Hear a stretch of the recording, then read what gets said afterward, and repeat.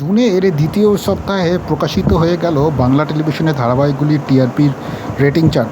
কার্যত এই সপ্তাহে টিআরপির রেটিং চার্ট প্রকাশিত হতেই একাধিক চমক উঠে এসছে। মূলত জি বাংলার জোয়ার ভাটা ধারাবাহিকটি কিন্তু ক্রমশই গত কয়েক সপ্তাহ ধরেই ক্রমশই একেবারেই দর্শকের পছন্দের ধারাবাহিকগুলির মধ্যে অন্যতম হয়ে উঠছিল।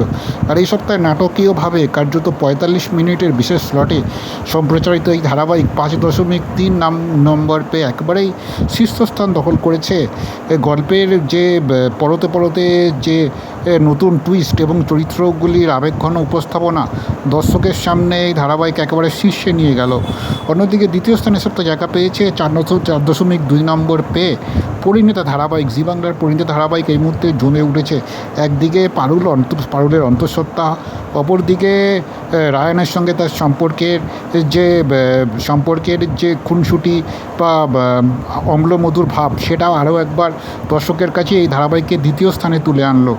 অপরদিকে তৃতীয় স্থানে যৌথভাবে এই সপ্তাহে ৩টি ধারাবাহিক জায়গা পেয়েছে। অপরদিকে স্টার জলসার পস্তুরাম আজকের নায়ক, অপরদিকে প্রতীক্ষা এবং গঙ্গা এই 3টি ধারাবাহিক ৪.৮ নম্বর পেয়েছে।